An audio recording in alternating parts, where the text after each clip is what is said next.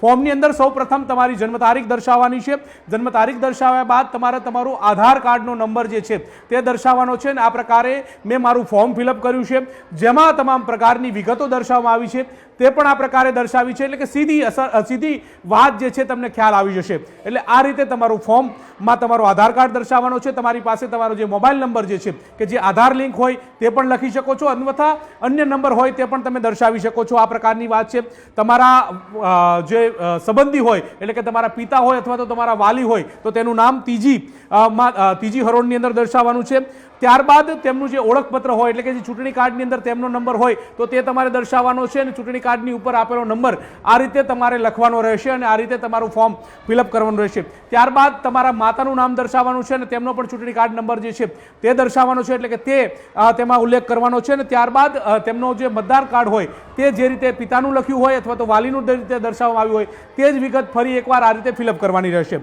ત્યારબાદ તમારા જીવનસાથી એટલે કે જો પરિણીત હોય તો પરિણીત થયેલા વ્યક્તિ હોય તેમને તમારા જીવનસાથીનું નામ દર્શાવવાનું આવશે, એટલે કે જેથી કરીને તમારા નામની સીધી પાછળ તેમ મધ્ય યાદી તૈયાર થાય તો તેમાં તેમનું નામ દર્શાવવામાં આવે।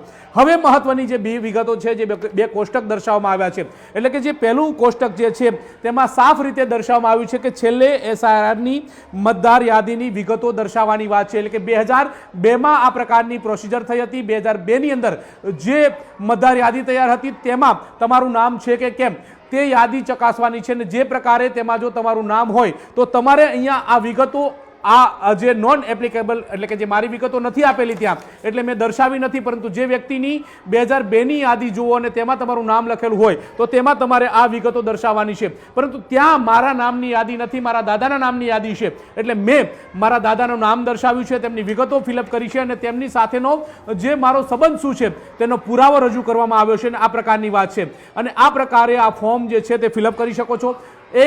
ફક્ત 3 મિનિટની અંદર આ ફોર્મ ફિલઅપ થઈ શકે છે। મહત્વનું એ છે કે જો 2002ની યાદીમાં તમારું નામ નથી તો તમારે અહીંયા સંબંધીનું નામ દર્શાવવાનું છે, એટલે કે તેમાં સૌથી પહેલાં તમારા દાદાનું નામ હોય તો દાદાનું નામ દર્શાવી શકો છો, તમારા પિતા તરીકે વાલી તરીકે તમારે પિતાનું નામ દર્શાવી શકો છો, જો વાલી હયાત નથી અને માતા હયાત છે ને તેમના નામની યાદી જાહેર છે તો તેમનું નામ દર્શાવી શકો છો।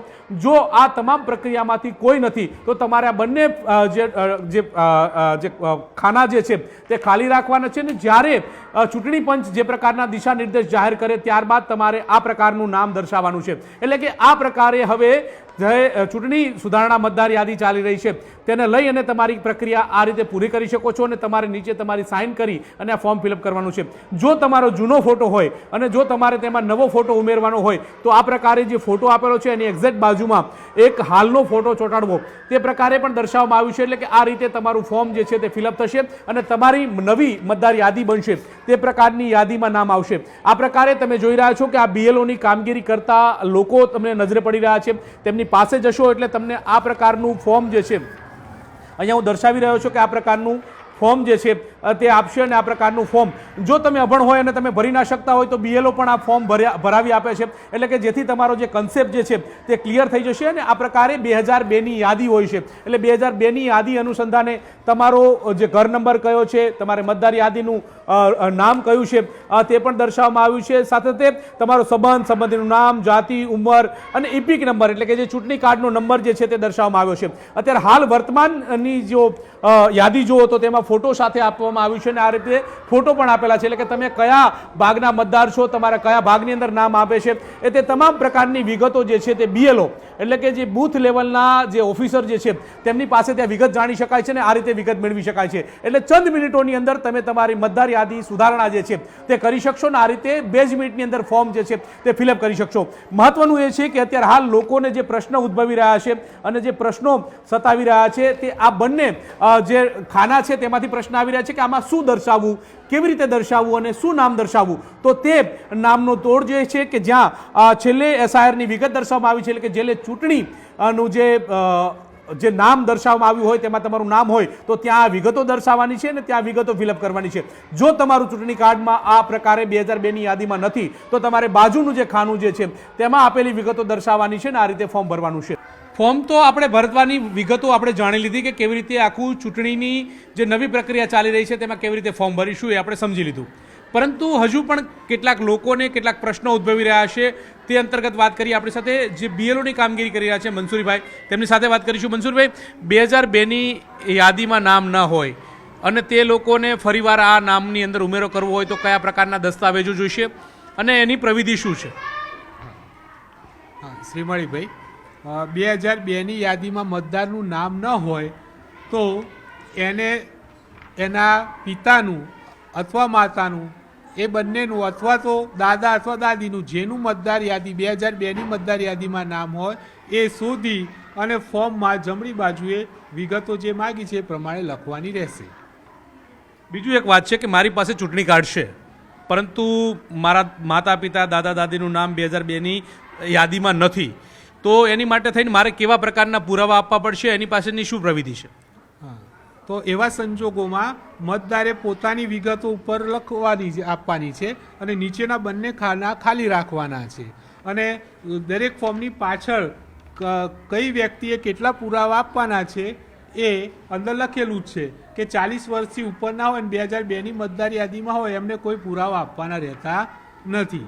માતા અથવા પિતાનું નામ યાદીમાં હોય તો એને વ્યક્તિએ પોતાનું એક પુરાવો, જન્મ તારીખ અથવા જન્મ સ્થળ સ્થાપિત થાય એવો આપવાનો હોય છે.